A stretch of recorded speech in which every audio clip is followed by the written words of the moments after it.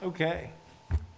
This is Richard Haig, Chairman of the Airport Advisory Board, and we're calling the meeting to order. It is 6:05, and we'll turn it over, have Amanda give us the directions for Amanda Sahin from the city of how we're going to do the Zoom meeting. Right, Amanda Sahin, Airport Manager for the City of Lawrence, and I just want to go through a few Zoom procedures. Want to provide a few reminders to ensure that the provisions of the Kansas Open Meeting Act are met. Board members, you must state your name and title each time you speak. All motions will need to be stated clearly. After a motion is made and seconded, the chair will call on board members individually to provide their vote. Chair, you will then need to announce whether the motion carried and the count for the vote. There are other members of city staff present and via Zoom, and they must also state their name and title each time they speak. Individuals who signed up in advance to provide public comment remotely will be called upon. I don't really think there is anyone for that, but we do have a couple people on some items that we'll call on. Please unmute your listening device and state your name before you speak. The chair will call for any in-person public comment, which currently there's no one here, without access to technology. If we do have someone show up, we will let you know, and the 3-minute time limit will apply. The meeting is being recorded and broadcast on the city's YouTube channel and public access cable channel 25. During the meeting, please mute yourself by clicking on the microphone icon found on the lower left-hand side of the Zoom menu next to the video icon. When you're muted, a red line will appear over the icon. Muting your microphone during the meeting will make it easier for everyone to hear. You'll just have to remember to unmute if and when you want to speak. In some cases, I may mute or unmute people as needed. Each time you speak, please remember to state your name and title for the benefit of those listening remotely. In the menu, you can also turn your camera on or off by clicking the video icon. For the purposes of this public meeting, please keep your video on during the meeting. If you are participating by phone, you can click *6 to unmute your phone. For those using Zoom, somewhere on your screen you will see a choice to toggle between speaker and gallery view. Speaker view shows the active speaker, and gallery view tiles all the meeting participants. And that is it. You may take roll. Is it easier, this is Richard Haig, Chairman of the Airport Board. Is it easier for me just to call names out and say that they're here? Okay, we'll just do it by a name calling, roll call. We know Mike Kelly is not with us this evening, so he is absent, so we'll go by Monte. Here. Don Kinney. Here. Clancy Maloney. Here. Dan Bourne. Here.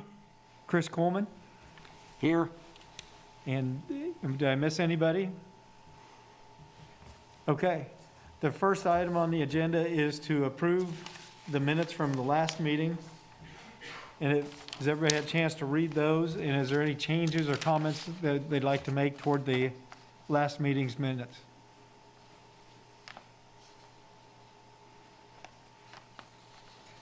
Any public comment? Okay, with that, no comments on that and no changes recommended. Do I hear a motion to accept the minutes as written? I'll move, this is Monte, Soukup. I'll move to accept the minutes as written. Second. Seconded by Dan Bourne. So going through the roll call, Monte, yay or nay? Approve? Yay. Don? Yay. Clancy? Hey. Dan? Aye. Chris? Yay. Okay, passes, and mine is yay, so passes 6-0. The minutes are approved. Okay, next we'll receive public comment. For anything that is open in front of the board or dealing with the airport that people have comments about.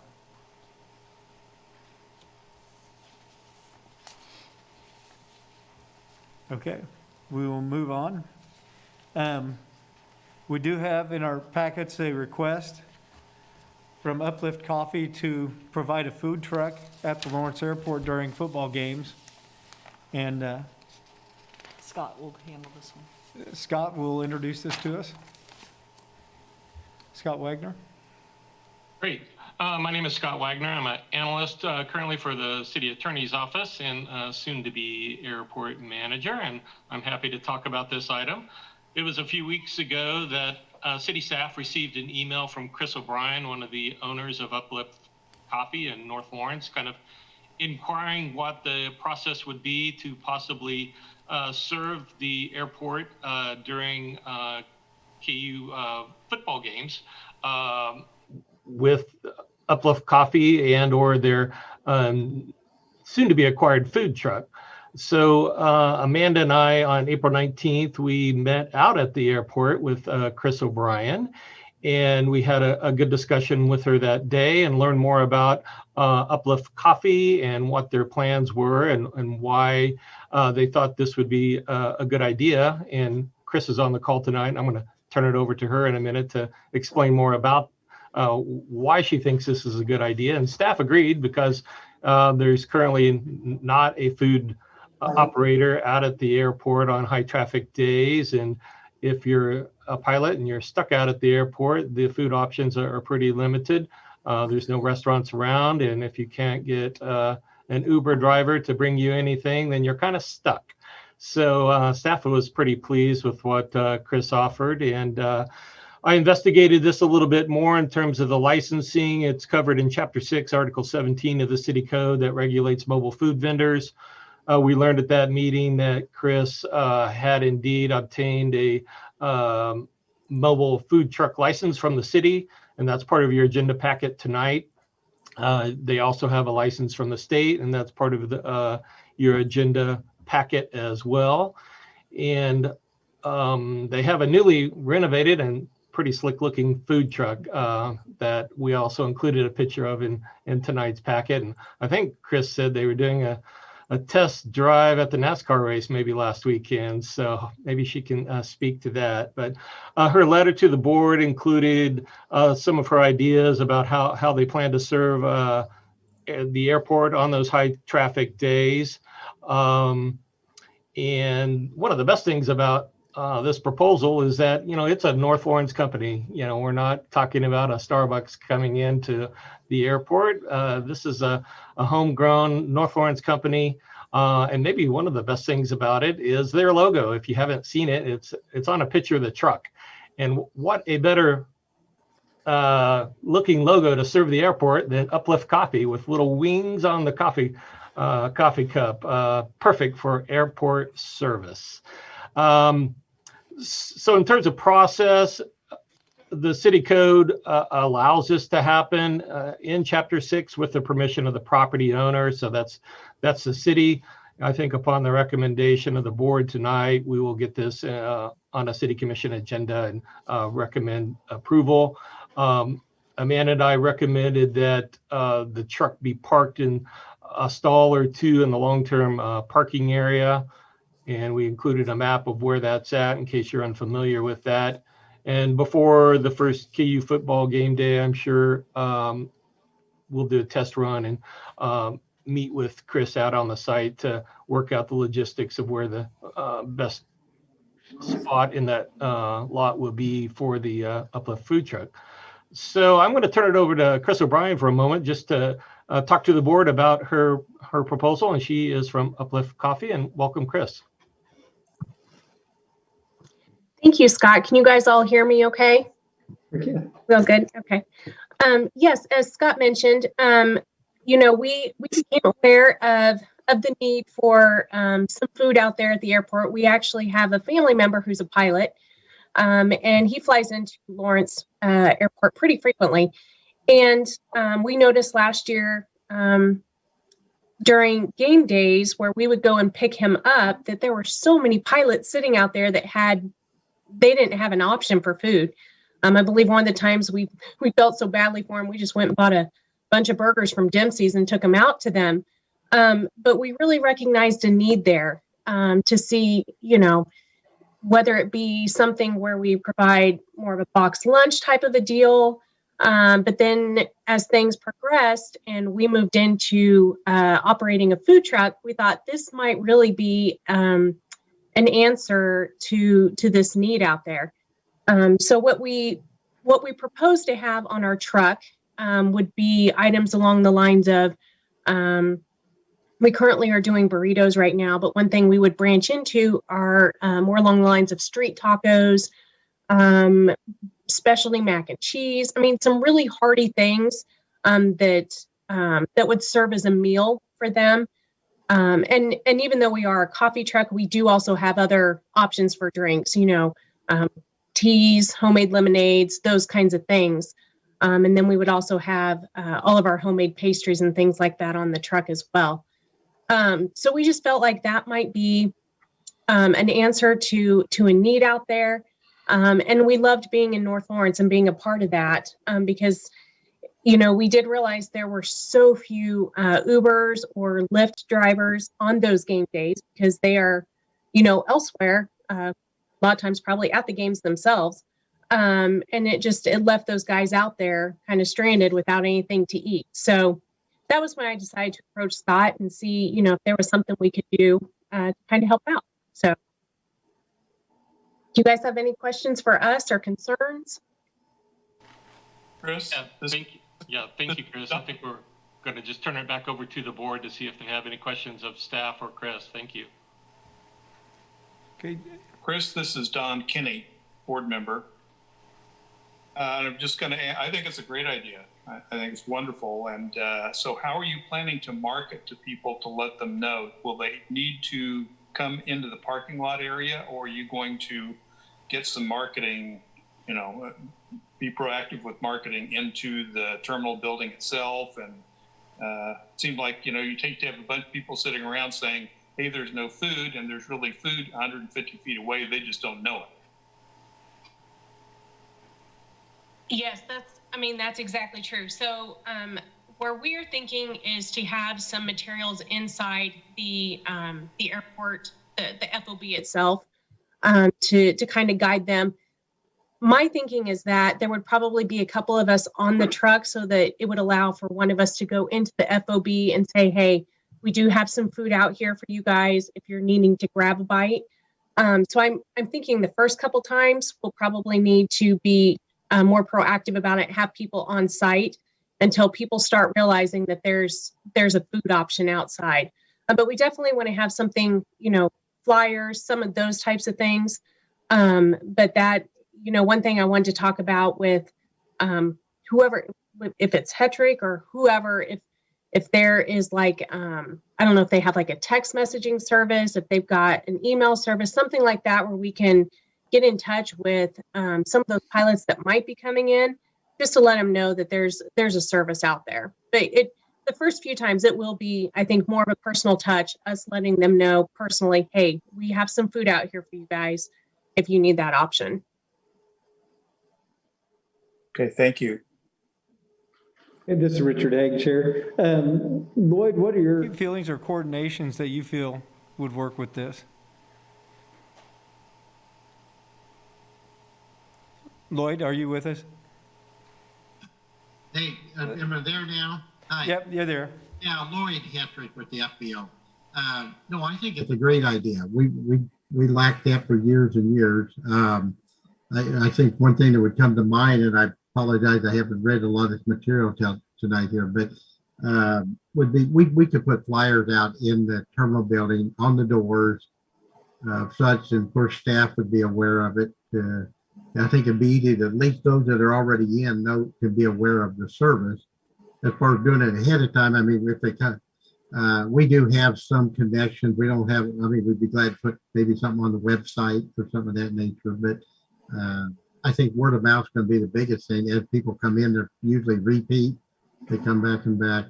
So I don't think marketing is going to be a problem. They're here. We can steer them that direction easy enough. And that'd be a great service for the FBO and Port Terminal. As you mentioned, we got pilots sitting out there waiting. Vending machines don't answer the question or take care of the needs all the time. So, yeah, I think that'd be great. So, look forward to working with you. Thank you, Lloyd. And this is Richard Hagen, Thanks, Chair Lloyd. again. I just have a couple questions. One is, with the city's policy on food trucks, would that prohibit them from setting up a table on the inside of the terminal building for maybe some drinks and things that are easily accessible, not necessarily hot food, that they would have to go out to the truck with? But maybe, Scott, if you could answer, would that be appropriate because I know having stuff inside the terminal may make it easier, and also let them know what's available outside. This is Scott Wagner, analyst for the city. I don't know that the city's code provisions on the mobile food licensing addresses that particular instance. I'll have to check in probably with our city clerk's office who handles that licensing.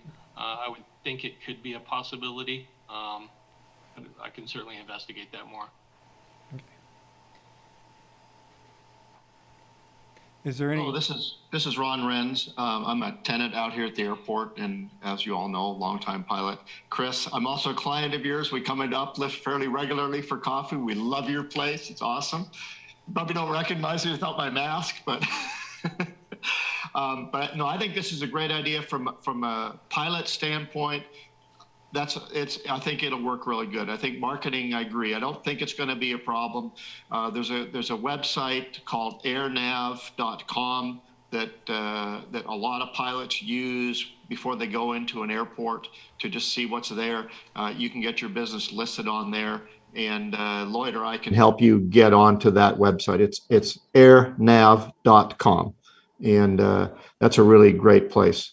That'll help you, I think, for that. And I think that would be appropriate to list it there for that. I think this is awesome. And I agree. Chris has got a great business. She's a North Lawrence business. She's a local business. Awesome. Thank you, Ron. Is there any other, this is Richard, Chairman of the Board. Is there any other public comment or comments from the board, that questions that they have or comments that they'd like to make on this issue? This is Clancy Maloney, board member. Yeah, thanks, Richard. I need to know what your business plan is on this, sort of. How many airplanes do we expect to come in on game days? I'm just curious about how many pilots you expect to serve. I think the question, I think for Chris or Lloyd, I don't know. Yeah. Well, Lloyd Hetrick again. That's this last year, obviously kind of put a wrench in everything, but and of course, better than anything, we all know the football season, if they're winning, they bring a lot of people in, but if you don't, it changes things. But it's not unheard. We'll get more in for a basketball game than we will a football game typically. That we could start seeing some changing on the football, hopefully, and then that could change it. But we could easily see 20 to 30 aircraft. So you're going to figure, of course, those probably better than half of them or 75% of them are flights that fly themselves in and go to the game. So they're not going to be sitting around looking for food.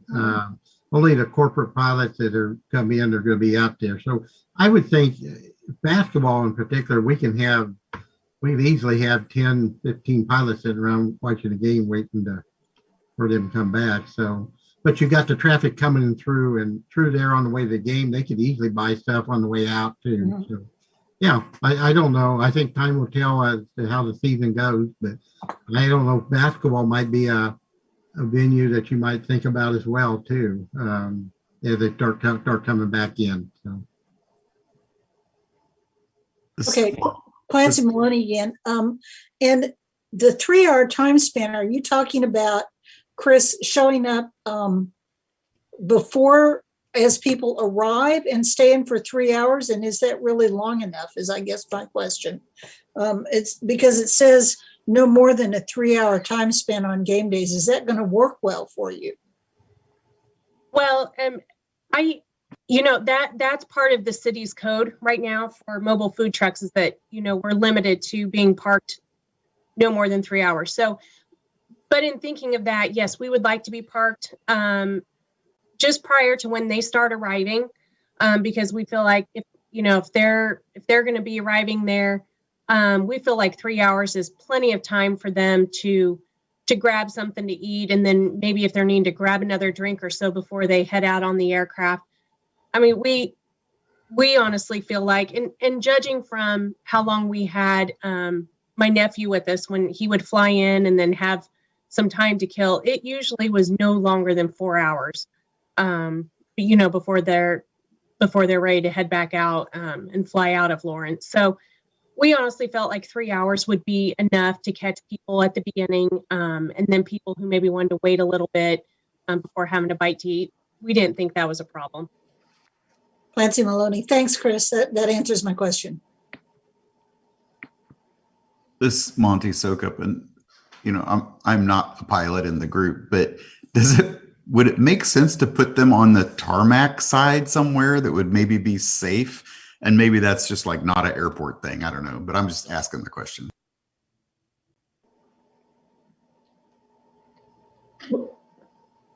This is Richard, the chairman of the advisory board. Sometimes putting things on the flight line area it changes the aspect of it. So then it's in the aviation side of the terminal building, and there's probably some liability issues there. When we've done it before, with the ramps completely open to operations, but if it's on the parking lot side, I think that opens that up to where it can be a non-aviation activity and not affect, the normal, the rules of the airport, that the minimum standards and things like that, if it's operating in the parking area. Yeah, and this is, I was going to just bring up one thing. This is Amanda Sahin, City of Lawrence. There's also, we've tried to keep them out of the city right-of-way, which is like the circle drive around, because that's a whole nother permitting process. So there's a whole lot of regulations regarding food trucks for the city. And it's simpler if they're on city property, but we did want to keep them kind of out of the operating area for the aircraft. So that's why this parking lot seemed like kind of the best option, because it is on private property, city private property, not right-of-way, not public right-of-way. So that was also why we kind of put them out. We were talking about putting them out where they are, where we're showing. Yeah, this is Ron Renz. Also from just a logistics standpoint, if you put the food truck on the airport side, that cuts down potential clients. If you keep it on the street side, then anybody can go there. They don't have to be pilots. They don't have to be able to get out to their airplanes and that. And I think it just opens up more potential customers for Uplift, and I think that's a good thing. And then another thought I had is it's not just the pilots that are there. When I flown into places to games and stuff, you're always madly scrambling. I need to get something to eat, but I don't have time because I want to go to the game, and I don't have time because I want to go home. And so another potential marketing opportunity is available, just to-go boxes that the people that are flying into the games can pick up, or maybe arrange ahead of time with you that they can pick up and take with them when they leave. That's another potential source of customers for you too.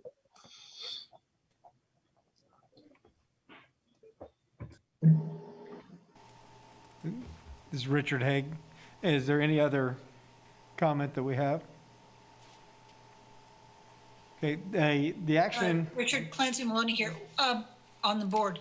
I do have one question. Have you given any thought, Chris, to having a regular, or I don't know if it's legal per the city, but have you given any thought to having a regular round going to the airport, like, for example, on weekends when a lot of us who just fly for ourselves might be interested? I don't know if that's something that's would be okay down the road. Yeah, absolutely. I'm actually in the process right now of going through and solidifying different businesses that we park at during the week here in Lawrence. And I would be happy to put the airport on that list. So I'm not sure who I should talk to about that, to make sure that it's worth our time and worth your time too. But if, we'd love to come out and park at the airport for a little bit on some of your busy mornings or your busy times. And, we'd love to do that. We don't charge a fee to do that. It's just part of getting our name out there. And so, I don't know, Lloyd, if I visit with you about that at some point, or, how we would go about doing that. But yes, we'd be interested in that. Lloyd Hetrick again. I'd love to visit with you on it. I think there's a need on occasions. I don't know if we could get a regular. You could say every Wednesday at a certain time. I don't know, but we sure could look at something. Game day would be a good start and see how it works. Get your foot in the door. But until you're ready to move your operation out here, I don't know. We'd have to figure that. But there's a need for some. But we're sporadic. We don't know when all the traffic's going to be here necessarily, other than some of the given events that and it could be outside the games as well. If we have KU relays, a number of different things that might be going on. Yeah. So, yeah. This Richard. Is any other comment or any suggestions that people have?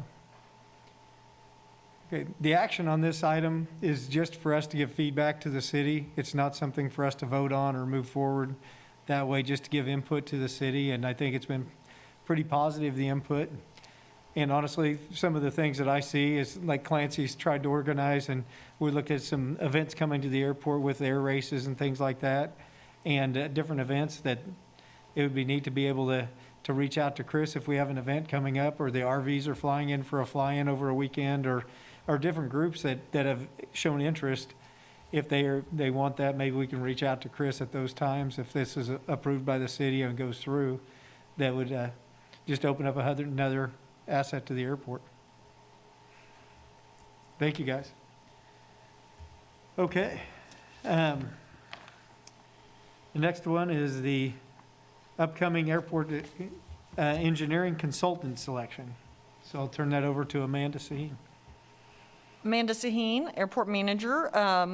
I just wanted to give everybody a heads up that this summer we'll begin the selection process for the 5-year engineering on-call.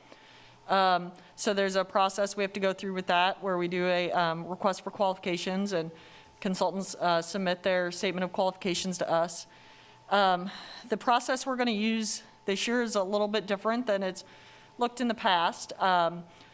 The city's been kind of, over the last few years, using this a little bit different process that really focuses them in on our project. So a lot of times, if you've ever been involved in something like this, you get a lot of marketing material and things that aren't real specific to what you do, and it's really hard to sort through kind of one consultant to another and really see who would be the best team for your project. So the city's kind of evaluated these different ways we can do this selection, and has come up with this little bit of a hybrid process with some other ways we've tried.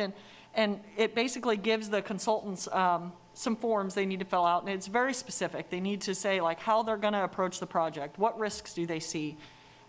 So they can't just give you their standard marketing material. They've got we identify 3 members of their team that we want the information on for experience. Those are the only 3 members they can submit. They have to be the people that you're actually going to be working with on the project, not like the, executives and people that you really won't see. And then kind of after you shortlist them, those are the 3 people you interview, and generally we do them as one-on-one interviews, so it's not they come in, do a marketing pitch to you. It's literally you sit with the evaluation committee and the one person, and you have set questions you ask that person as the project manager for this project, and you go through, okay, you ask every project manager the same questions. So those of you who've been involved in the past, it's probably a little bit different than it's looked, but I think it will get us a really good consultant. So we have identified 5 city staff probably that will likely be on the committee, kind of with different backgrounds and experiences, and we would like to have one Aviation Advisory Board member appointed to that to represent the group. There is some time commitment. We don't know how many we'll get, but there'll be proposals that we'll get. I mean, I would say we should probably expect at least 5 from consultants that have reached out to us. And so, when we get them in, you'll have to review those proposals. We'll probably do a little bit of training ahead of time just to kind of explain to the person like what you're looking for, how you score them, that type of thing. And then after we shortlist them, there'll be interviews, and so there'll probably be a few hours of interviews that you'll need to be prepared to attend, and then like a meeting after that to talk about everybody's scores. So there's a little bit of a time commitment. I don't know exactly when this will be issued. I would assume the RFQ will probably go out in the next month or so. And it's out for about a month before they're submitted. So I just wanted to kind of explain that process a little bit and see if there's somebody interested. I think also Melinda has called in. I don't think she's on video. Melinda Harger has called in. There she is. She's my boss, and she is like the expert at these, so she will be one of the people on the selection committee. She's done a lot of these. And so she'll be there to guide everybody through the process with Scott. But I don't know, Melinda, if you had anything to add.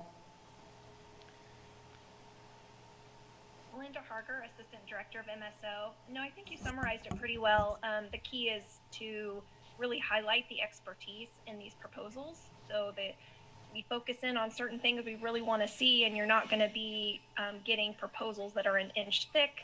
You know, we try to limit the page number, maybe 10 or less pages, but they really have to highlight that they know about our airport. They've studied the types of projects that are in our 5-year plan and what they can offer us specifically. So it's a really good process. We started using this about 3 or 4 years ago. It's based in some research that's been done across the country with successful projects. So I'm happy to be a part of it and answer any questions you have. All right, this is Richard Haig, Chairman of the Board. Do we have any public comment on the selection process? Okay, any board members with questions or comments? Richard, this is Ron Renz, tenant out at the airport. That selection process sounds like a really good plan. I like that. I'm glad to hear that you're going to hopefully have a board member aboard.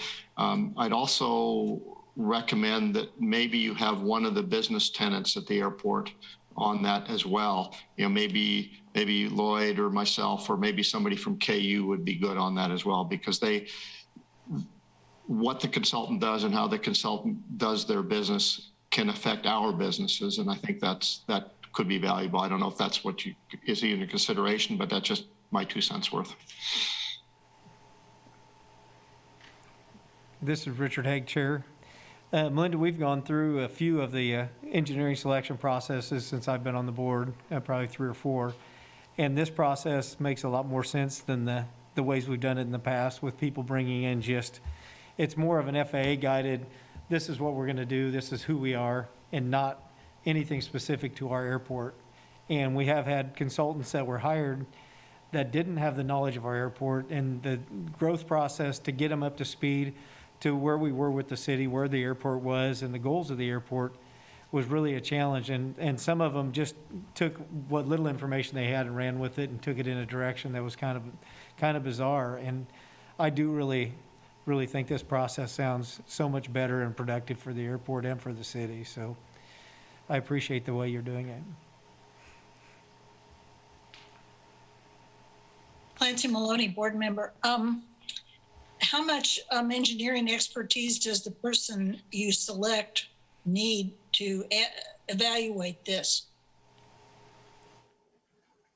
This is Amanda Sahin. I would say, we tell them in the RFQ that there will be people of different technical capabilities on the board. So it's actually kind of good in a sense to have people that may not know a lot about engineering, because you may look at it differently than an engineer would. And so we will have what we're looking at right now. It's Scott will be on the board, Melinda's an engineer. We'll have probably another one of our engineers who focuses in pavement, probably somebody from our buildings maintenance group, and maybe somebody from the city manager's office.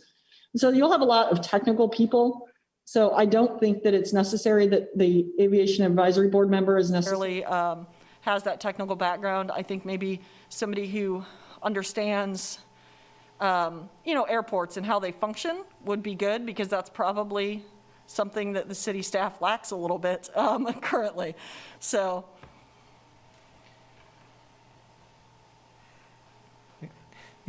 This is Richard Haig again. Clancy, the Airport Advisory Board would be more the operational side of how airplanes are moving around, what we're using the airport for, the long-term goals, which a lot of the city staff will have as well, but just to see how it works with the people that are using the airport, and give some comments if things are just not seeming right one way or the other, or supporting the things that really are a positive goal for the airport.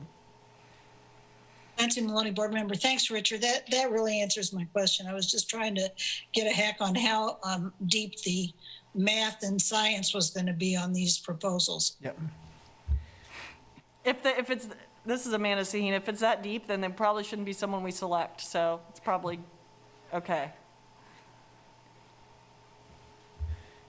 Any other questions or comments for Melinda or Scott or Amanda? Now, would you like a board member, or how would you like us to select a board member to, is that something you'd like us to do this evening? Yes, because the next meeting isn't till August. This is Amanda Sahin, and we're going to be going through the process before then. So I don't know if you just want to kind of ask who's interested, and then you guys vote, or if you guys just want to throw someone under the bus and throw their name out. Okay. And I do want to answer Ron's question. We actually talked, I think in the past, there was 2 advisory board members.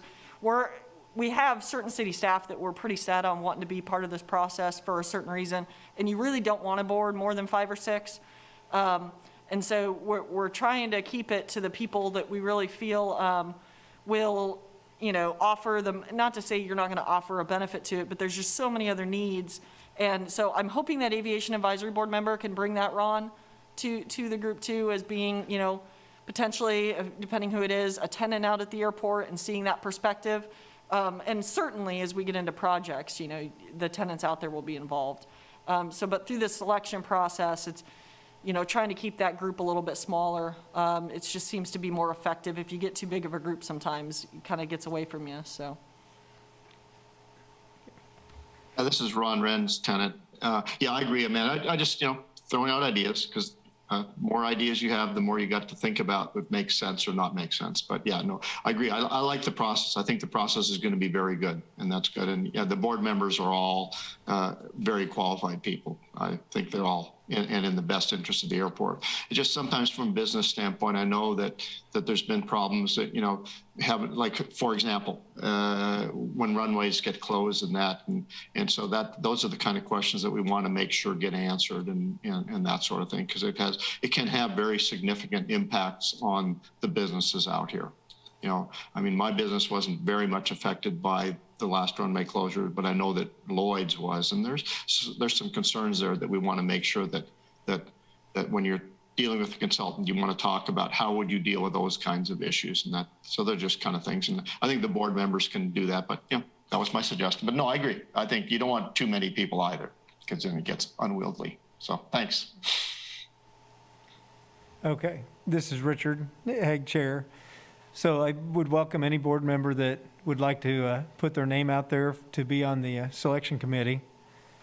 I will put my name out there, but I've been through that process 2 or 3 times and would welcome somebody that wants to experience it. And I can go over the things that I've learned in the past from the selections we've made and just bring them up to speed. So anybody that would be interested, I'd like to hear.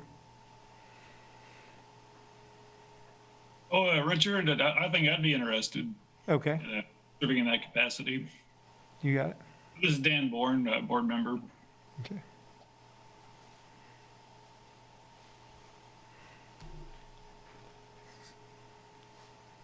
Everybody else?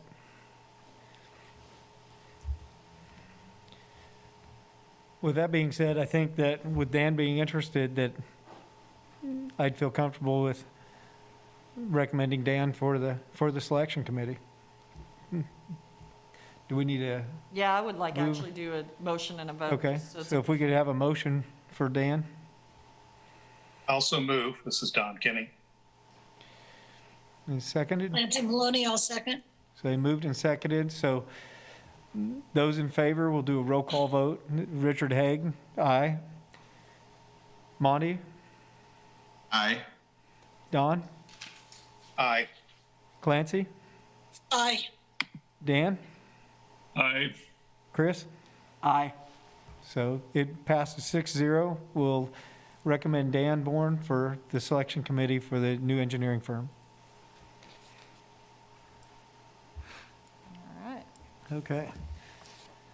Moving on to the next, I think the next few items we'll just turn over to Amanda to just go through the list and address the city's concerns and items. Okay, this is Amanda Sahin, airport manager. I want to point out, so the next 2 items, we're going to probably go ahead and talk through both of them before we ask you to make a motion on 3, and then we'll kind of have to do all the motions at the end. I think it's going to make the most sense for you to see the whole thing before we act on item 3, which is the agreements, because the agreements commit us to certain things financially that are tied to item 4. So I'll just kind of jump into this. I mean, I'll share my screen here because I don't want to have to read through all this. I just want to summarize it. I think everybody's aware that Hetrick Air Services has been looking at building a second hangar there, kind of south of where Hangar 1 is, for a while. And we've been working with them on plans, and they've got an engineer involved, and pretty much to the point where plans are just about complete. And so we've started the process of negotiating the ground lease and kind of the terms of everything out there. So through that, we've had conversations about the taxi lane that needs to serve that. And, you know, the Hetrick Air Services approached the city asking if we would fund that piece of the work out there, and they would fund, you know, all of the utilities and in their building. And so we've been able to identify some funds to do that.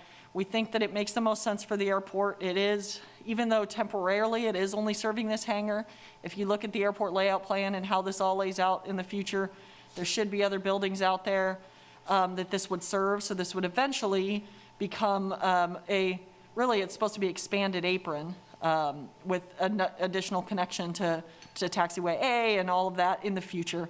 So this is kind of just that first piece that will get access to that hangar.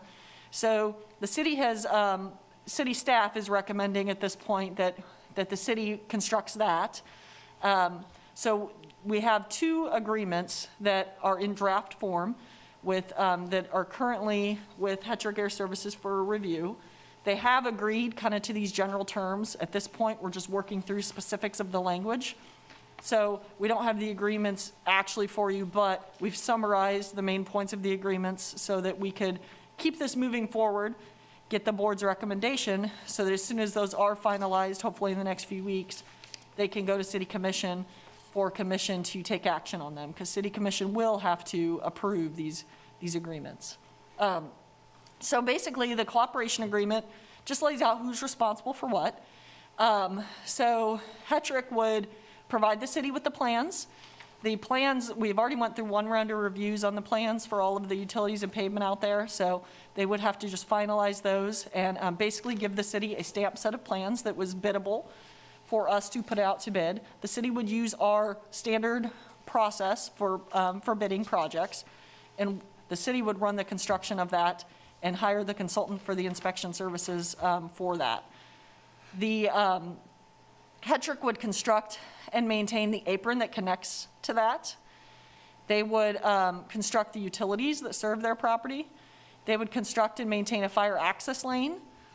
I can kind of go to the, although I can't read 2 things at once, but I can pull up this other thing here. Because a picture might help as I'm talking through this. Give me 1 second.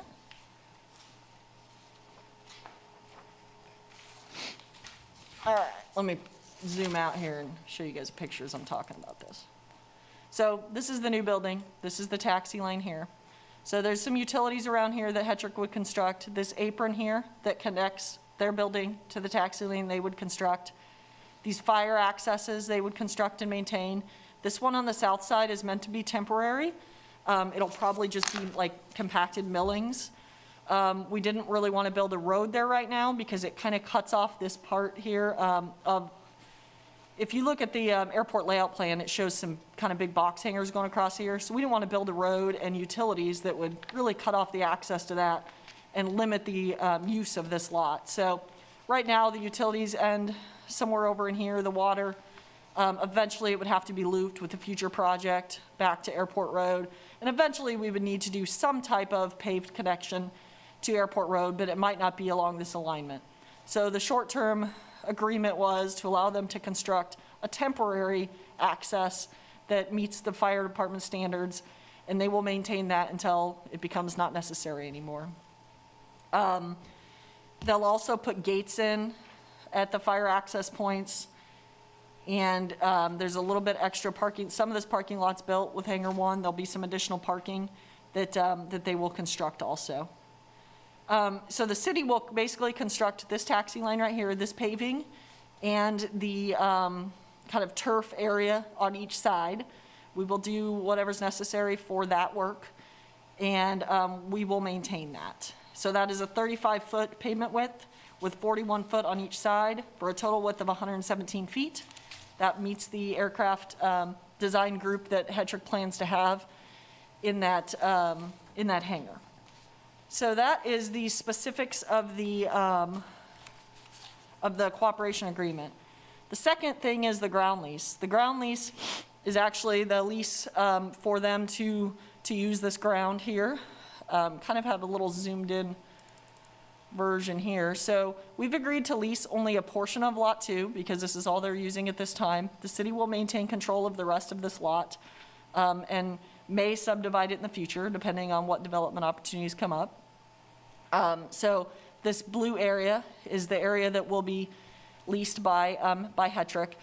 It's about 30 foot, a little bit over 30 foot offset from the back of the building. So that the kind of thinking behind that was if this eventually becomes a lot line, the building offset requirements would likely be 30 feet. And so that way we would be complying with that standard. So we don't recommend splitting the lot at this point because there's a lot of other things behind that, but we may do that in the future. So that works out to be around 50,000 square feet, I believe, that is part of their lease. The initial term would be 5 years, beginning on January 1 of 2022. They would have the option to extend for 5 additional and successive 5-year terms. This is virtually identical to the lease for Hangar 1, for the ground lease for Hangar 1, except for the amount because it's based on square footage. Rent during the initial term is $700 a month, and that will start the month following the issuance of the certificate of occupancy on Hangar 2. I think at this point they're intending that to be sometime early next year. The rent would increase by 2.5% each term, and Hetrick is responsible for all utilities.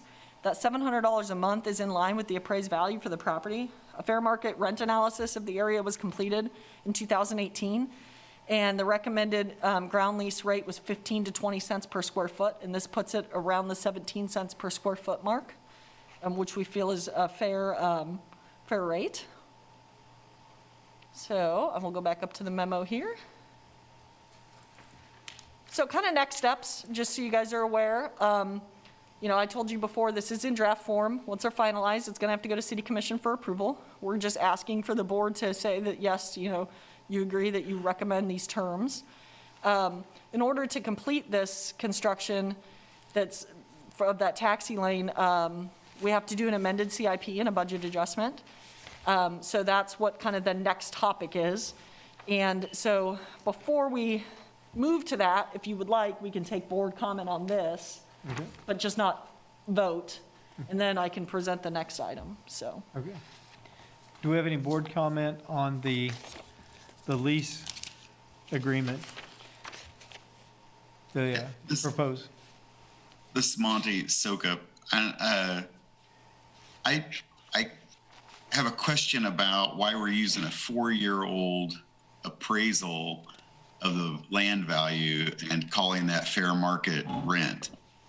I'm not, and maybe we need this to be favorable, to our tenant there, but I wouldn't consider that when I see what's happened to land values over the last 4 years to be a current value. So that's why my question is why would we not get a new rent, or is there a reason we didn't do that? I might let Scott Wagner, he handles a lot of the appraisals for the city and kind of knows how often we go through these, so I'll let him handle this. Scott Wagner, Analyst for the city. We certainly could, Monty, conduct a new appraisal. I have the feeling that, this was just done in 2018. It's not that old. The appraisal did give us a range of market values. So I would expect, if we redid the appraisal to receive a similar product with probably not a substantial difference in the outcome, which is costly to to do a new market appraisal, but staff certainly could. Monte, I'd be open to that suggestion, but I wouldn't expect a huge difference in the final number. But certainly going forward, this current lease brings us closer to market values, and we Amanda and I, had some inquiries from other potential developers out of for airport ground, and I would certainly hope to keep our leases in accordance with market rates, and I'm never opposed to doing a new appraisal. Okay. Yeah, I just wanted to know. Can I add, Monte, let me add too, just real quick. This is Amanda Sahin. The current lease for Lot 1, for Hangar 1, is at about 13.5 cents per square foot. And so this is an increase to that, which we felt was appropriate. Also, I'm not sure commercial values have quite increased quite as much as residential values in the last few years. But we do have some escalation over the one that was done a couple years ago for Hangar 1, just and I'm okay with that. I just wondered what the logic was. And certainly we don't have people clamoring to rent space at the airport. So it's, it's not like it's the corner of, 15th and Iowa or something, right? So I get that. Thank you for the explanation.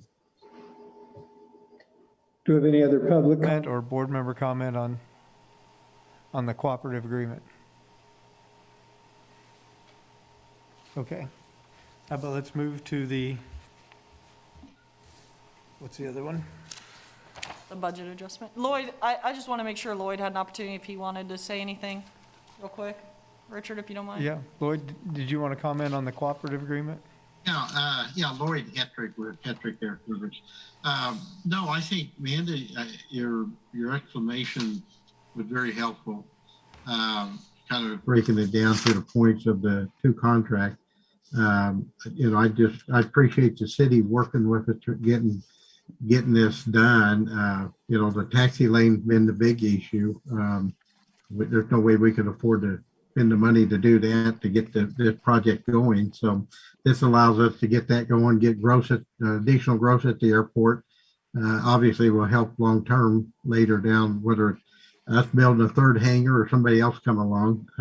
But no, we're on board. I think it's like any operator. I mean, I think the cheaper we get the ground rent, the easier it is to justify the building. But we're okay with that, and the city worked with us with the square footage. So I do appreciate the being able to move ahead. Otherwise, it'd probably be done before we've got started. So we're excited about it.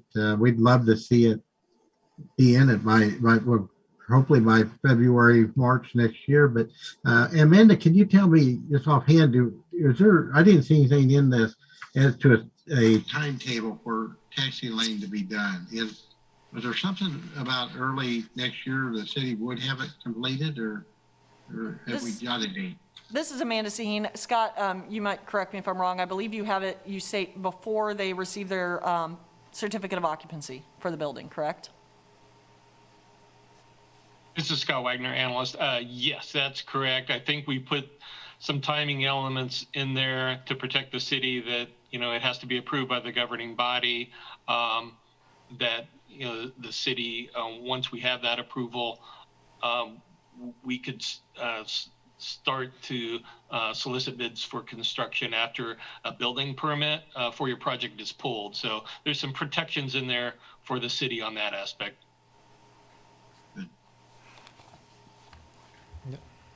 This is Richard Haig, Chair. Lloyd, I just have one question. It's not specific to the agreement, but with the amount of aircraft interest and development that you've seen in the last couple of years after the building of Hangar 1 and the additional aircraft out there, how long do you see before you think Hangar 2 is going to be full and looking for even more space? Well, it's been a tough year, obviously, with the COVID and everything, but we're seeing a lot of movement out of Kansas City for some more managed aircraft, which is what we're doing now. So I'd like to think within a couple of years, this one would be full, but I can't, it's speculation but the growth is going the right direction. Even with a tough year, I think the economy is showing good growth, whether that stays in place now, but I would hope that within a couple of years, we got that full. And again, we're focusing on the larger aircraft. I'd love to see the city build some more T-hangars sometime to help accommodate the poor guys with the littler planes, but we just can't make the dollars work on the smaller planes. But from the larger ones, yeah, I would think we'd be 2 to 3 years out at that. So, and I may be coming back in another year and we're going to be looking at number 3. I don't know, but yeah, I'm sure I would speculate we're 2 to 3 years out. Yeah, well, we look forward to that because the development out there the last few years has been incredible. We appreciate it. Okay. So amended the CIP. Okay, let me share my screen again here. Okay, so several things have happened over the past few months regarding the airport. So we kind of we delayed a little bit of this to get everything together with the agreement with Hetrick and everything. There's a lot of moving pieces in the budget to make all this work. So wanted to just kind of go through that real quick. Probably the easiest thing to look at is this table here. Just for kind of summary purposes. So basically, we had this rehab taxiway that was in the budget, and that was based on our 5-year CIP with the FAA. That's gotten pushed out. That was for taxiway A. That's gotten pushed out now a few years. So the good thing is we had $285,000 budgeted this year for the design of that, which we are not using. So that will get shifted to, I think it says up here, to 2022. So, because right now the FAA is hoping that the taxiway and apron would get funded in their fiscal year 23, which is the back end of our 22 fiscal year. So we will shift that out right now. And then we actually had rehab T-hanger taxi lanes in 24. We ended up getting some KDOT grants to do a lot of that work that we've talked about previously. So we do need to get that in the CIP and shift that up to a 21 project and fund the design and the match for that. And then now we have this taxi lane for lot 2. We also had some other kind of grants that have come in with COVID from the FAA that I'll kind of go into here with the airport gate controllers and another small grant that we got from the FAA here recently. So it's a lot of moving parts. Sorry, it's a little confusing.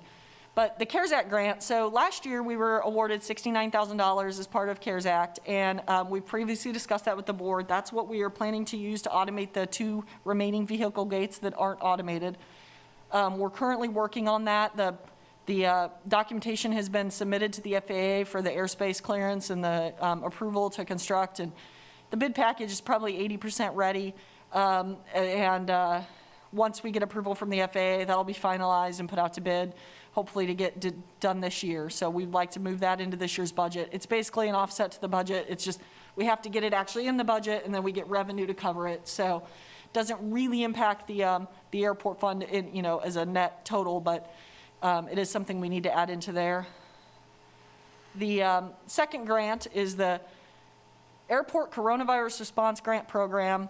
Both this and the CARES grant, it was a set amount that was given to our size of an airport. The FAA got a certain amount of dollars, and then they broke it into different size airports, and us as a regional airport, every regional airport in Kansas got this amount of money. So these 2 amounts of money basically where they sent me a grant application that said, here, sign this, here's, we want to give you this money, and we signed it, and they gave us the money. So it was pretty simple. We didn't really have to apply necessarily, but there is a lot of rules with what it can be used for, and the second round here that we just got in March does have significantly more rules than the first round, and so it's pretty limited what you can use it for, as with any projects out at the airport.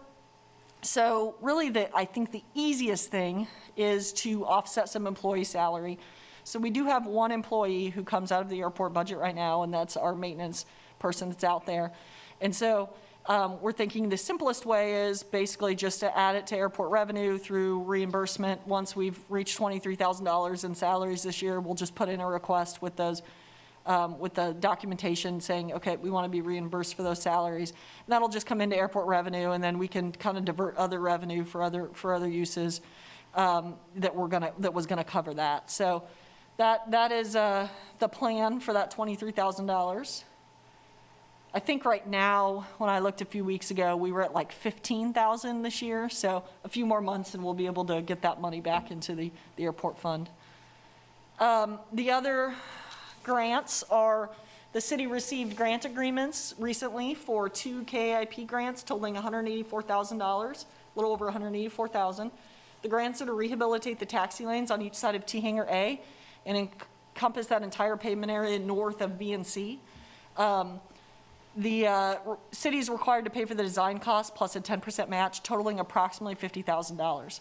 So we could just do that and not do anything with the pavement between, kind of on each side of hangars B and C. That's an option. The pavement is not in great shape for the people who fly out at the airport. They know that. We have some pretty big cracks. We went out there and looked at it with some contractors, and we're hoping we could do a lower cost, kind of seal coat patch. The reality is, with the amount of cracking out there, the seal coat and patch was not much less than a full mill and overlay, within like $10,000. So it didn't make a lot of sense to do something that's gonna give us maybe 5 years when we could do something, spend a little more money and get a lot more life out of that pavement. And so what we're recommending is that we go ahead and just fund locally with the airport fund, the mill and overlay, so that whole area around the T hangars would get new pavement. We likely would not run it as a concurrent project with the taxi lane, the other taxi lanes, since that's a KDOT project. There's a lot more involved with Davis-Bacon wages and things that might drive up that cost. So we would probably do that like with a separate contract. Might get a little better pricing that way. We might be able to group it in even with our mill and overlay that does the rest of the city streets, because we do quite a large quantity there, so we might get some competitive pricing, including it in that contract. So the timing may be a little bit different for those two parts of the project, but the goal would be to get them both, all of that whole area done this year. So we recommend to go ahead and do that, and we're estimating the cost of that's about $85,000. We can certainly defer that if we don't want to spend down some of the airport reserve, and we want to keep that in the airport fund for a rainy day. But we just think that it's really a need out there. So that was what staff would recommend. And then we've talked a lot about the taxi lane for lot 2 already. We're anticipating that cost to be about $200,000, maybe a little bit less. And so we want to put a placeholder in the budget for that. So all of that is kind of, some of it's in maintenance plan, some of it's in the CIP, but overall, there's all these projects kind of shifting in and out and being added into it that I've summarized here, and that I've summarized dollar amounts in this table.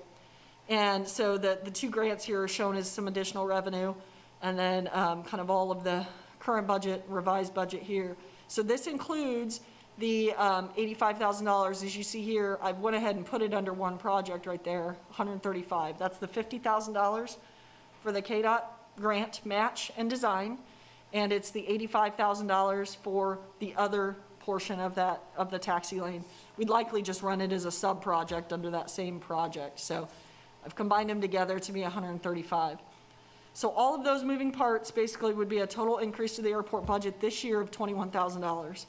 We do believe that we've included a little bit of contingency in these projects, and that it might truly not be an increase to the airport budget, but we want to have a little bit in there for prices are kind of volatile right now. And you also never know, once you start tearing up pavement, what you're going to run into. So we think we have a little bit in there to cover if something comes up. So our overall recommendation is that we increase the total airport budget this year to $21,000 by adding in these projects and shifting this rehab taxiway out to next year. And so that is kind of the summary of everything together. I hope I didn't go too fast. Yeah, I appreciate this, Richard Haig. That is incredible we can get that much done with just that much adjustment to the budget. Nancy Maloney. I second that comment.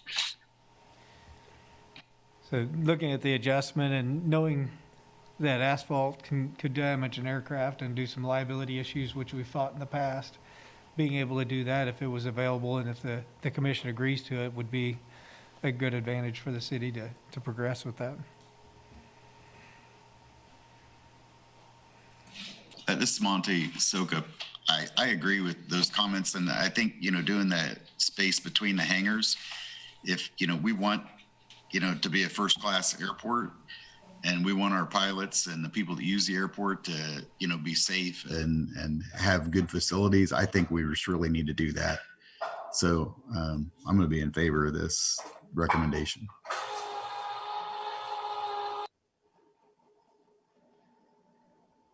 Any Yeah. other comment?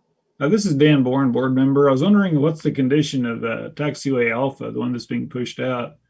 Is there any downside to delaying that for a year or so?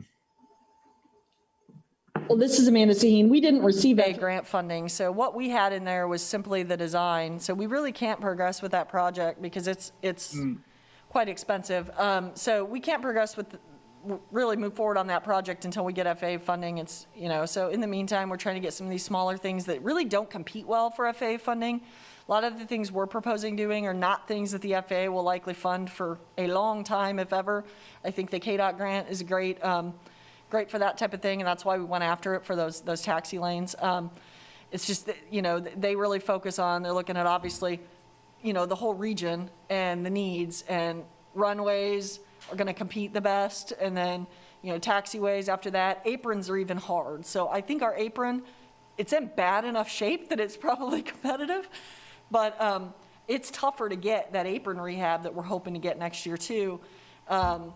So I think hopefully next year, I've heard from the FAA that they believe that it is fairly competitive, that taxiway. So I'm hoping that it's a 23 project for them and we can start it tail end of next year, but we're really kind of at their mercy on that one.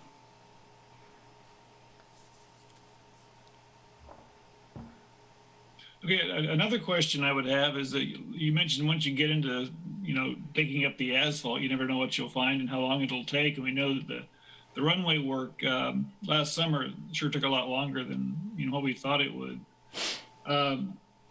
So how disruptive will this be to normal hangar operations? Is it possible to say? This is Amanda Sahin. We haven't really got into looking at like the timeline. Now this is a lot smaller scope, so it's not going to be as extreme, but it's also a small enough scope that it's very hard to phase and get any economy of scale. So I am not going to sit here and tell you that, yeah, we can keep one side open and the other one, while the other one's closed. Maybe we can, and maybe that can, maybe that can be a bid alternate that's added in and we see what the cost is. But it's a pretty small area. So generally most contractors are going to want to come in and they're going to want a demo, and then they're going to want to bring in, asphalt in one day, probably a couple days, to get all that done. It's not a big area, so it really should not take that long.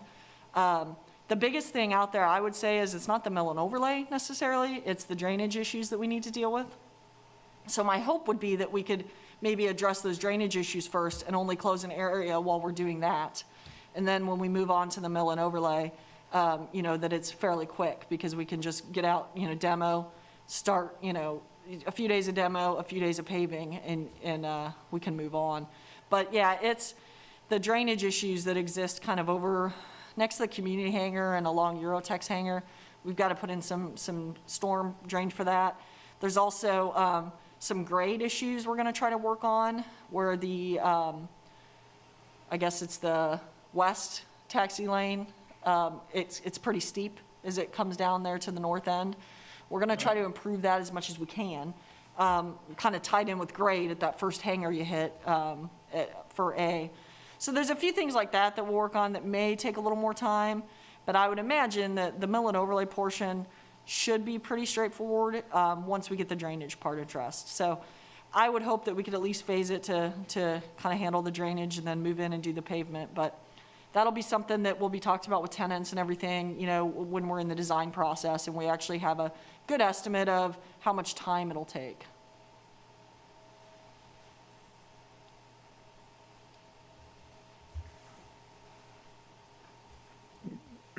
Any other questions or comments?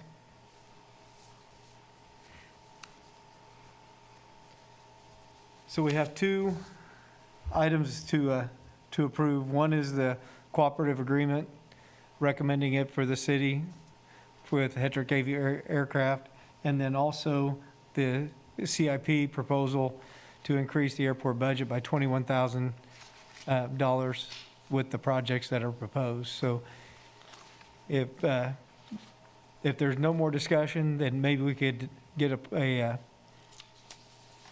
we got on the board a motion for each one, and we can vote on those if there's no changes that people would like to see. I would start and do like one motion as written, and then vote on it, and then have somebody do the next motion. That So way we kind of we keep have them separate. a motion for the cooperative agreement for the ground lease and development for Hetrick Hangar 2. I so move. Also, this Go is ahead. Don. Okay, its motion is moved by Chris. If we can Chris Coleman, we get a second. Clancy Maloney, I'll second. Okay. So we'll take a roll call vote. Richard Haig, Chair, aye. Monte? Aye. Don? Kinney? Yes. Clancy? Aye. Dan? I, Chris? Aye. So it passes 6-0. We do recommend the cooperative agreement as written to move forward. The second one would be the ACIP agreement and development and repair of the taxiways as projects as it is written in the proposal presented by Amanda. So if I could take a motion, If you could read the action, it would be good, just under 4, whoever makes the motion. Just the recommend approval of CIP and maintenance plan changes outlined by staff. Would be good.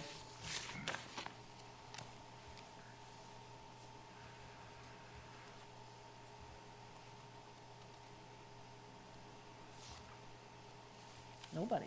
nobody. Could you explain that again, Amanda? This is. When you just say, I recommend approval of, that's your motion right there, is what it says under action, top one and number 4. Okay. Clancy Maloney, board member. Let me give it a try. Okay.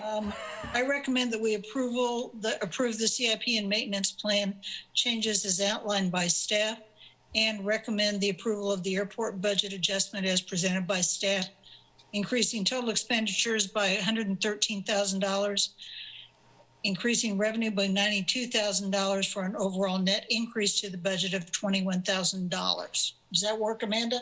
Can we do them That is- together? I'm guessing. Yes. I don't know the rules on this stuff. But since it's all one, Yeah, I think that's fine. We'll go with it. so, Okay, now we need a second. I'll second that. okay. Moved by Clancy, seconded by Monte. We'll take a roll call vote again. Richard Haig, aye. Monte Soukup, Aye. Don Kinney, Aye. Clancy Maloney, Aye. Dan Bourne, I, Chris Coleman, Aye. and it passes 6-0 with the recommended changes by staff, as outlined by staff. Thank you, guys. I think it's pretty exciting, the changes that we've had over the last few years, and getting everything back up to snuff with a lot of assistance from grant money and taking the burden off the city is incredible.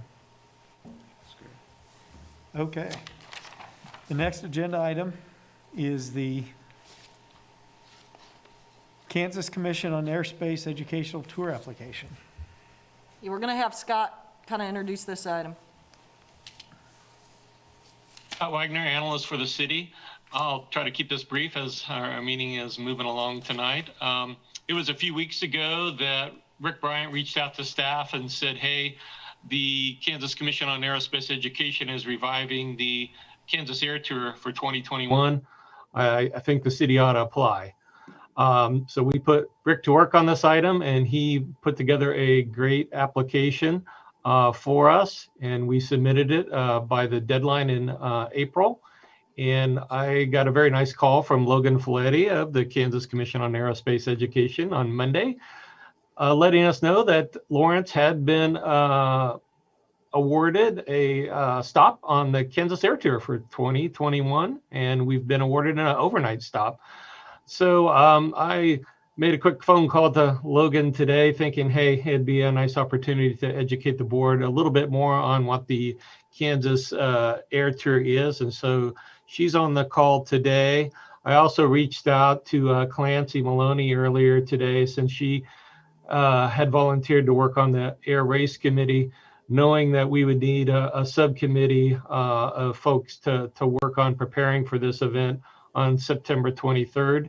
And Clancy has graciously agreed to work on a subcommittee and helping to plan this event.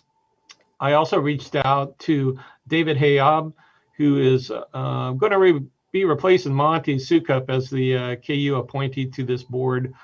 David is the president of the Jayhawk Community Partners, and so he has a lot of great contacts, obviously in the broader community, and he agreed to serve on a planning committee to pull off this event. And so I think tonight I'd be asking for one more board member to help me and Rick and probably some other community members. We've got great support already from the Chamber of Commerce, and Derek Rogers is the director of Parks and Recreation. He's also an aircraft owner and Hangar tenant. Parks and Recs is celebrating their 75th anniversary, and he wants to be involved and involve the Parks and Recs staff as well. So I think we've got a good nucleus to help pull off a great event. But I want to turn it really over to Logan Folletti for a minute to tell us a little bit more about what the Aerospace tour is all about. Logan, I know, planned the 2019 tour, and we can trust her because she's from Frontenac, Kansas. So take it over, Logan. Hi, my name is Logan Folletti Wright with Aviation.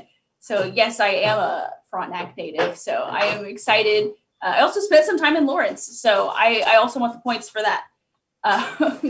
You guys are the Thursday night stop on the 2021 Fly Kansas Air Tour. So you guys will be the last place that the pilots land. They're coming from Wellington to Fort Scott to Allen County to Lawrence that day.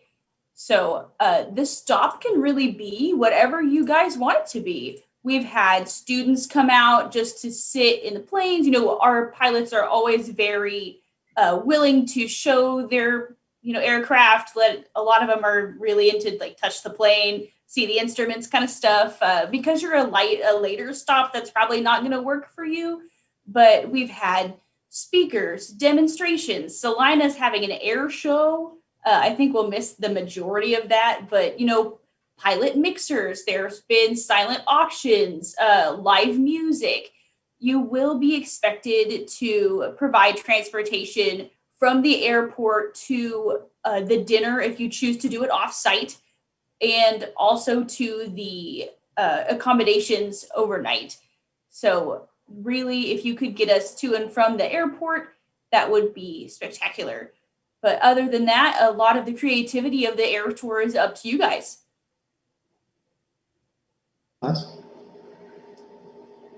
So I'm just really here to answer any questions you may have, or just put ourselves out there. You can very much call the aviation office. You can send us a general email if you'd like at airportquestions@ks.gov. Committee members have Clancy and Scott, my personal address through the state. You can also email me there. But anything that you want to know about the air tour and what's coming or what you can expect, I'm here to answer. Nancy Maloney, board member. Hi, how are you? Hey, how many airplanes do you think you're going to get? Logan Folletti Wright, KDOT. Last time we had this, it was 2019, obviously. We had about 55-ish planes, and that's obviously a pilot, and a lot of people choose to bring a co-pilot or a spouse. So I think we ended up with about 65-ish people, and we expect it to grow this year. It's grown every year since we've started it back up for the last couple of years. So I would say we are aiming for 75-ish planes would be great for us. Thanks, Clancy Maloney. Awesome.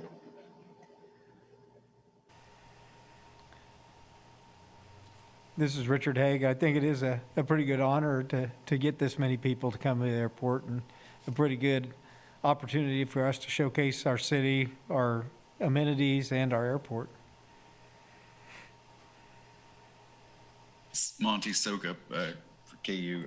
It might be a great opportunity for our new food truck vendor to be there in the morning and then they leave or whatever, her thing. But it might be a good perk to get her off to a good start too. So I think it's going to be a great event, and look forward to it. Even though I'll be off the board, I'll. You should drop by. Yeah, certainly. Logan Valetti Wright from KDOT. We don't expect Lawrence to provide any of the morning food. That's not required. We would love to have the food truck. I was thinking that the whole time she was talking. I was like, I'm just saying there's going to be a lot of people on the runway that day if you want to come. But we kind of try to book them in hotels that have breakfast provided or assume that they will scavenge on their own. I personally really want a Java break scone. I'm going to see what driver I can talk into getting me there. But it just depends on what you guys want to do for the send-off. You're not required to do anything that next day food-wise. This is Ron Renz, tenant at the airport. Logan and Scott and Rick and whoever did all this. Awesome. That's great. Just a question that I think we ought to reach out to our airport tenants and our airport pilots on. They might want to take part in that. I've never heard of this before. I've been flying in Lawrence for 40 years. How do we get information on that? I think it'd be great if you could get maybe that to Lloyd and put on the bulletin board at the airport, Lloyd, because I think there's probably some pilots at our airport that might want to take part in that. I mean, I'm thinking, well, this would be fun. I might do it with my airplane. So great. And by the way, Uplift scones are better than Java break scones. They are. I'm just saying, Logan Valetti Wright from KDOT. We don't have a lot of information out for the pilots right now. You guys are kind of getting the inside scoop because you're a stop. So that advertising will really ramp up in the summer, particularly around July and August. So there will be an online registration. Last year was through Eventbrite. That worked pretty well for us. So online registration, there should be a flyer. On that flyer should be a QR code that goes directly to the website. So if we were to hang it on the board at Hetrick's, I should hope people would be able to access that and get signed up. But yeah, it's really great. It goes all the way out. I think our farthest west stop this year is Phillipsburg. But yeah, we get all around, the state and see a lot of new airplanes and see a lot of airports we might not fly into otherwise. So we're really excited to have Lawrence on the tour. Awesome. Thank you, Logan. Hey, Logan, this is Rick Bryant. How are you? Fine. Give Greg Chenoweth a big rap on the back of the head for me When you see him in the office. And He'll deserve it. I don't want to steal your thunder on this. So can you talk a little bit with this group about the Kansas Commission on Aerospace Education and how that and KDOT are being robust in trying to energize the aviation sector in Kansas? I spent 2 terms as a vice president, and I carried Jesse Romo's water for him, for one term. Yep. So, say thank you very much. But Ron Renz, you probably haven't seen our application, but many of the things that you discussed are on our list. I put together, when Lawrence hosted the Kansas Association of Airports annual summer convention back in 2013, I did all this stuff, so it's kind of second nature. But I'm going to step back. Logan, tell them about KCAE and the great things that you guys are doing and how we can augment that with an overnight stop. And thank you for picking us. Oh, absolutely. Logan Valetti Wright with KDOT Aviation.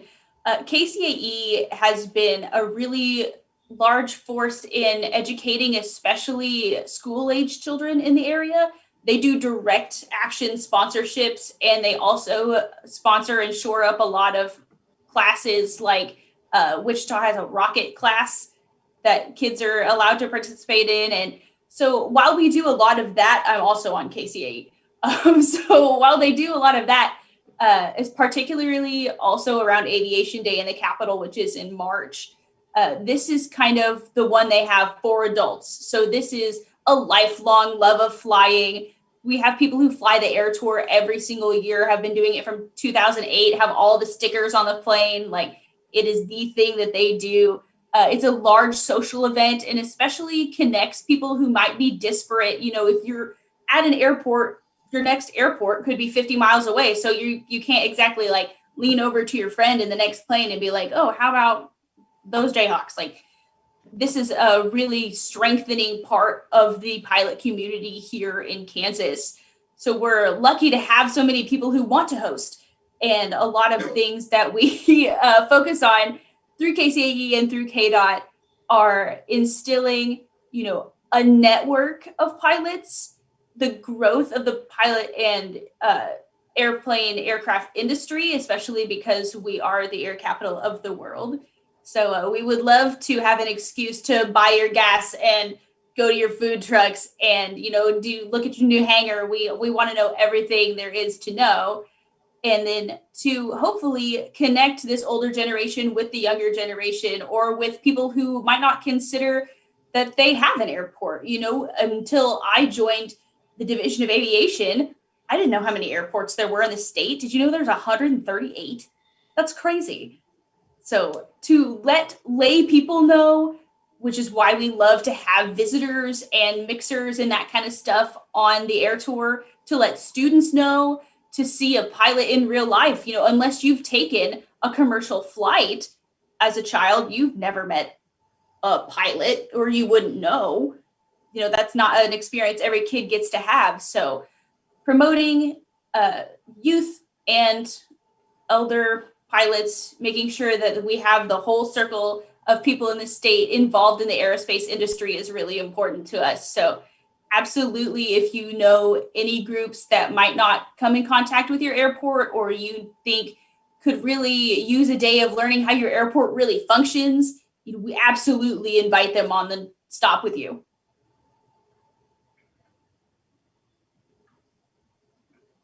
This is Richard Hank. Thank you, Logan. That's good. And through the years, there have been more than one of our city commissioners that have come to us and said, I didn't know the city actually had an airport. And that's sitting commissioners that have come there. So educating our commissioners along the way would really be valuable as well. Maybe get some of the commissioners to come out and enjoy this event and really see the assets that the city has out there. I think it'd be really impressive for them.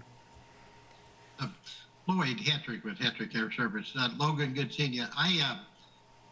Did I miss a date? Is there actual dates set for this? And what was it?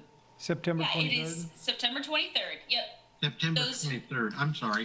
I guess the only thing that might come up from an operation standpoint is that, and I don't mean that you scare me at 75 airplanes. I'm excited, but I you know, when we got them through a midday stop, they're not all going to hit me at the same time. But this one being overnight, I guess that's something we probably ought to address. I don't suppose we can get our new ramp added on before September, so we're going to have to figure out parking and stuff. So I'd be willing to visit with you on that and see where we go with that type of arrangement. Of course, weather will always play a factor with all that, I know, but yeah, we just need to give that some serious thought with that many airplanes, I think. Absolutely. Logan Folletti Wright with KDOT Aviation. We advise pilots bring their own chocks, tie downs, things like that. Always have them with them. But we will park where you need us to park. And we will have parking marshals. They haven't yet been decided. They'll most likely be Greg and Joe. So we can have a conversation with a couple other new people to make sure that we don't block anything that you don't want blocked, and make sure everybody has a spot. So whatever is okay for you guys, we will make happen. And, you know, it's not a free for all there. We can absolutely implement rules if you like them to. We will make it work for you guys. So absolutely. If you want people to bring, their own tie downs and chalks and stuff like that, let us know. And whatever you want us to stay out of, we'll stay out of. Yeah. That'd be great. We had football back in I guess it'd be the 80s, 90s with Oklahoma and Nebraska. They bring down their own Air Force, and we had those kind of numbers. And we'd obviously have to get them into the grass. So yeah, as long as we're plan ahead, we got all that worked out. That's the big thing. So I look forward to it. Thank you.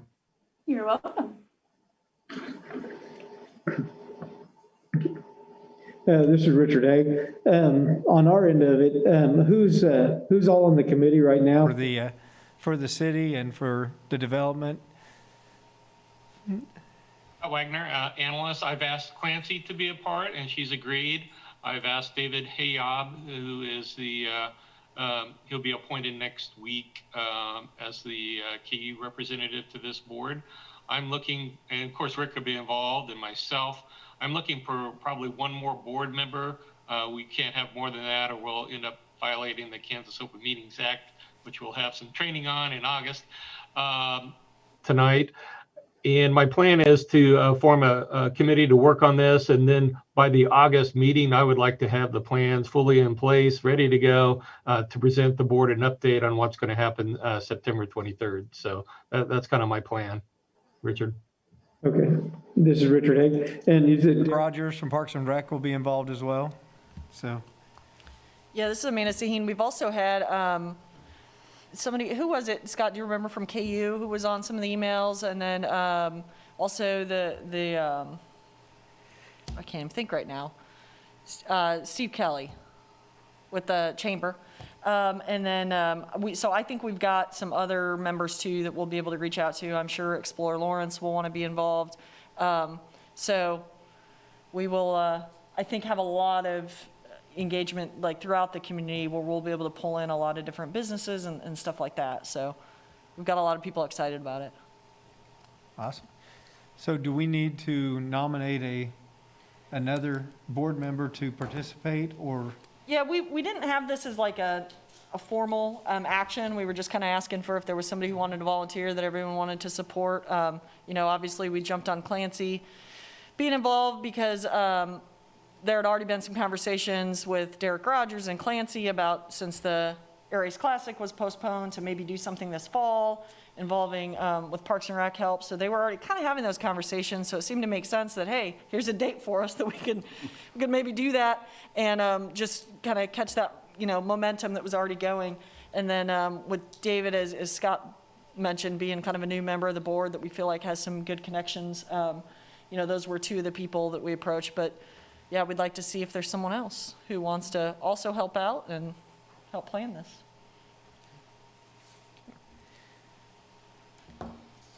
Does anybody want to jump in? This is Chris Coleman, board member. I'd be willing to help out Clancy and serve on a committee. That would be awesome.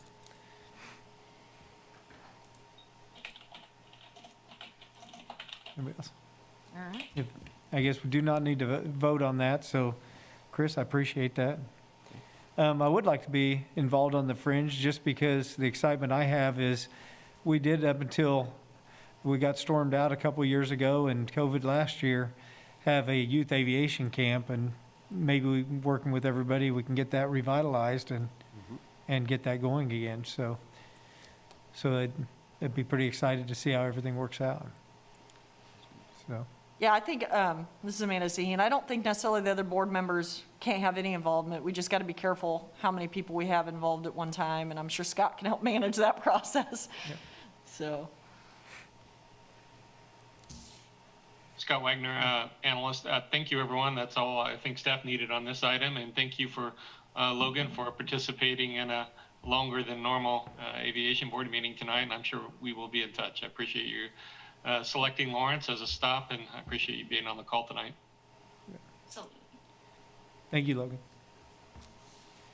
Okay. The next item on our agenda is the transition of airport manager duties to Scott Wagner. So this is Amanda's last meeting and getting ready to move on and have an exciting step in her life. Yeah, this is Amanda Sahin. As I say airport manager each time when I talk, I'm like, but am I really? Because Scott can say the same thing right now, I think. we're kind of in that transition point. I've been telling other people that as of Monday, Scott was the airport manager, but knowing this meeting was coming up and there was just a lot of history on a lot of items, I decided to still kind of keep, I guess, that title through this meeting as far as the board goes. Scott is going to take all of this and run with it. He's been involved along the way on most of these, and the ones that he hasn't, I've been bombarding him with information on over the last couple months. I'm actually moving next week. So my last day at the city is Friday. Kind of worked out that this meeting was 2 days before the end of my tenure with the city. We are moving to Washington, D.C., so I won't be around to go to this event, unfortunately, but it sounds like you guys are going to put on a great event, and I hope that I have made some contributions in the time that I've been airport manager. It hasn't been very long. It's been like, I don't know, not even a year and a half, I think, about a year and a half. But hopefully I've made some contributions along the way, and now I can pass it on to Scott to keep making some improvements. And I think we just have, the airport itself is in a lot different place than it was a couple of years ago as far as the activity, the amount of projects, the development.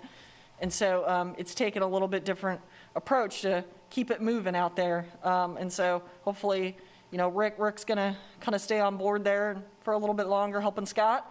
And I guess this is like the official passing the torch to Scott at this point. So he gets to take all these to City Commission, all these items. So wish him luck. Well, Richard Haig, Chairman of the Board. Well, Scott, we're looking pretty excited to work with you and see you bring everything to the board. It really has been a good experience working with Amanda, and she did jump in with both feet and took over where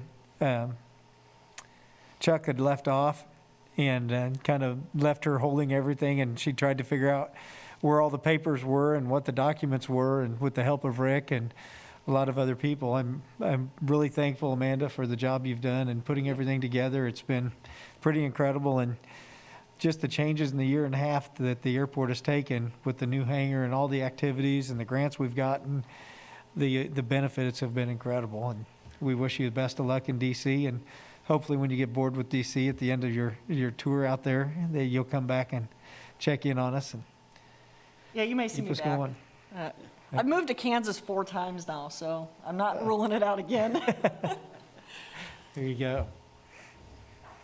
Well, just remember what Dorothy says, there's no place like home. Right. Thank you, Richard. So. This is Ron Renz, tenant of the airport. Amanda, it's been a pleasure working with you. And just we got you trained. I know.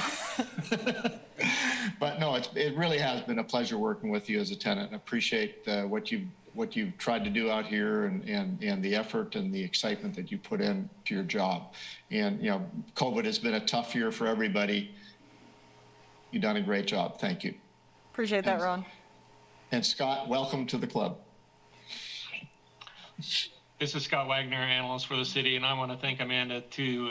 She has just been great to work with the past few weeks and months, and she has passed off a lot of information to me, and I'm grateful for that. And it's been a pleasure to work with her, and we're going to miss her as city staff and as an organization. So I wish her all the best. And just a brief introduction to myself. I have been with the city quite some time, 21 years to be exact, as of March 6th, and I've been working with airport managers through the years on various projects, so I'm somewhat familiar with the workings of the airport. I think I first started working with Debbie Van Zon, assistant city manager, when she was airport manager, and I've worked with all the others since. And I do have a hotline to Chuck Souls, as he currently works for my wife in Smithville, Missouri. So we need to get a hold of Chuck, we can.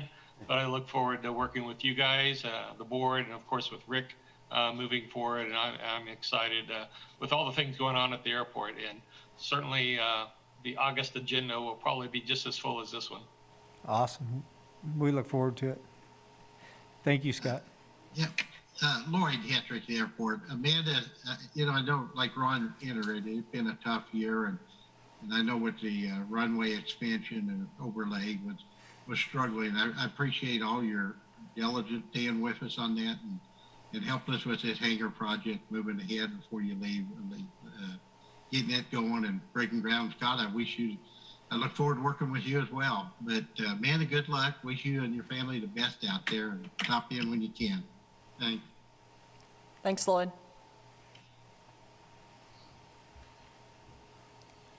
All right, should we Okay. go to the next one?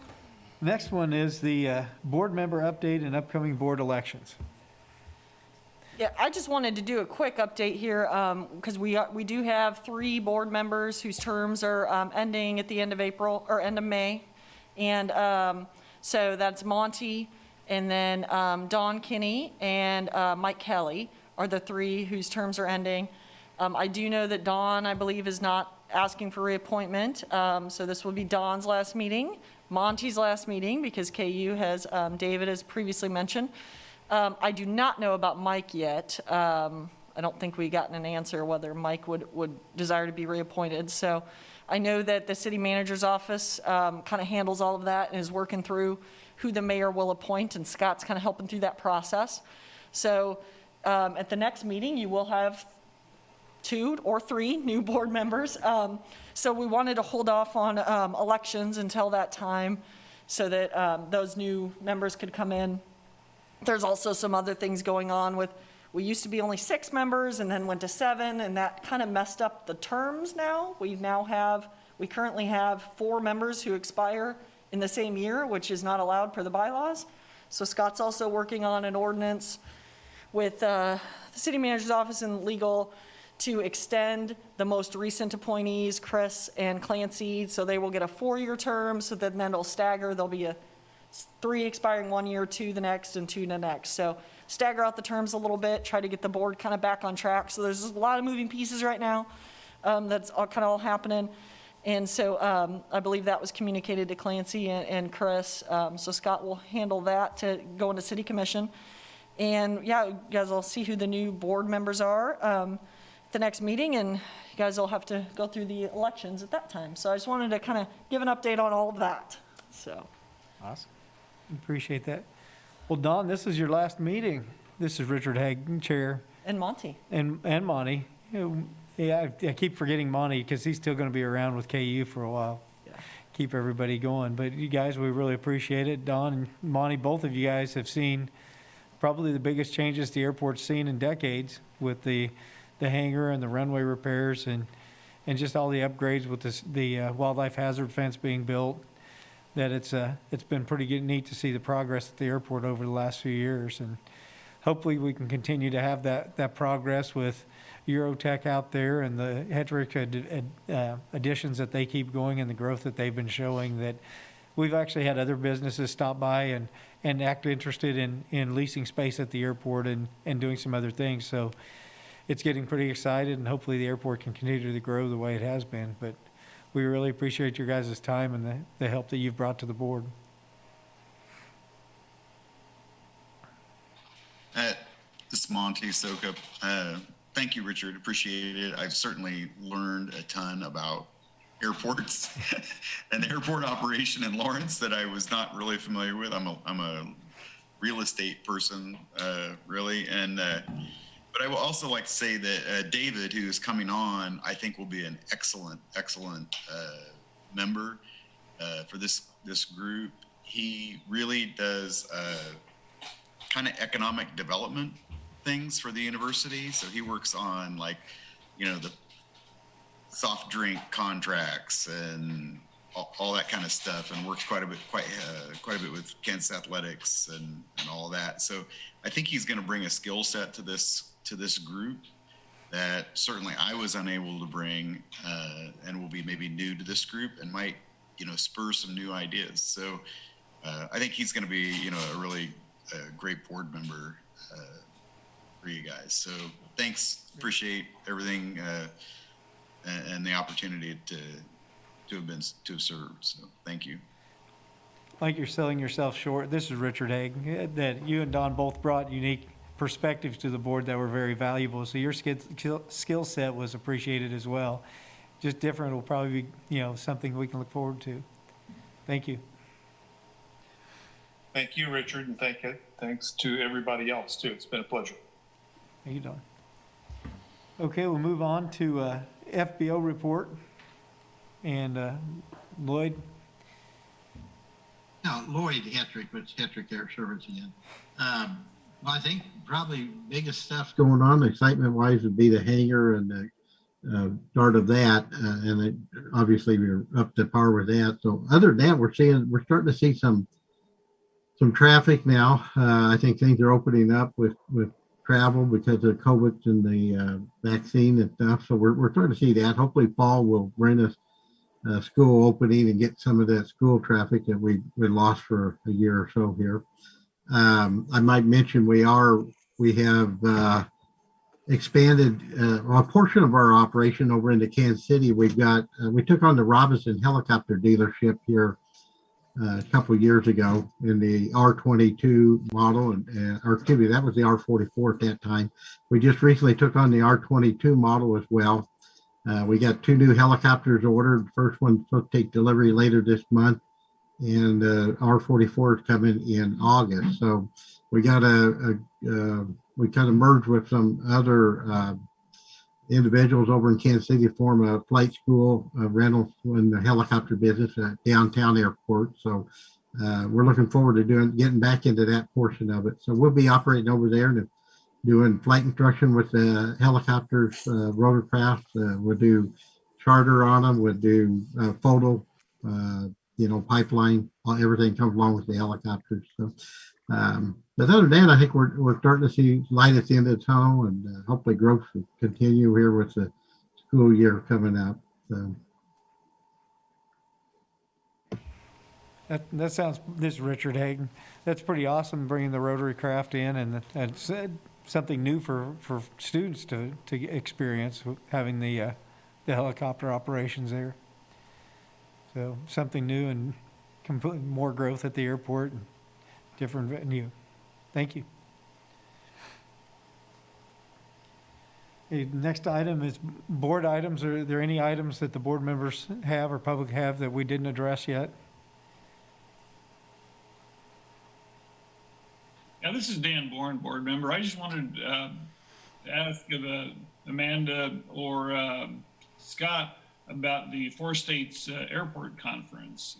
I know the city has sponsored board members to go to that in the past, and I wonder if that's still an option. It's coming up in the last part of August. And I think it's a fairly, I know I went to one a couple of years ago, and it was, I thought, really a valuable experience. This is Amanda Sahin. I know Scott Wagner is going to attend a different, which one is that, Scott, here soon?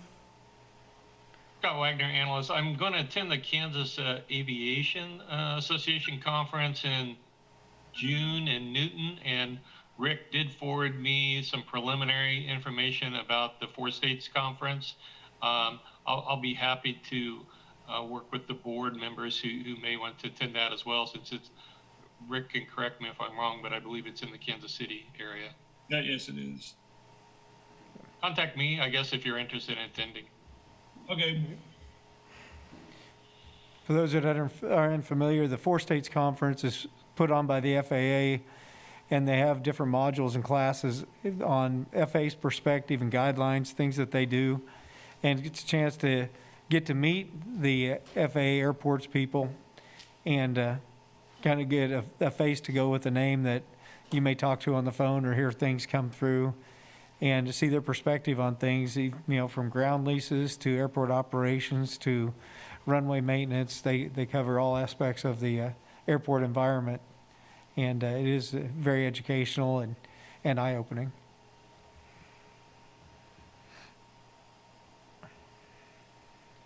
Any other board business?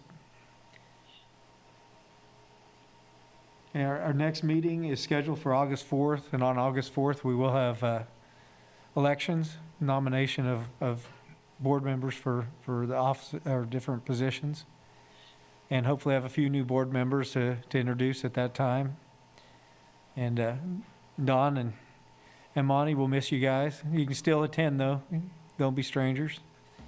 And appreciate your time and sacrifice to promote the airport and keep the aviation alive in Lawrence. So with that said, I'll take a motion to adjourn. I'll move we adjourn this Monte Soukup. Monte. We get a second?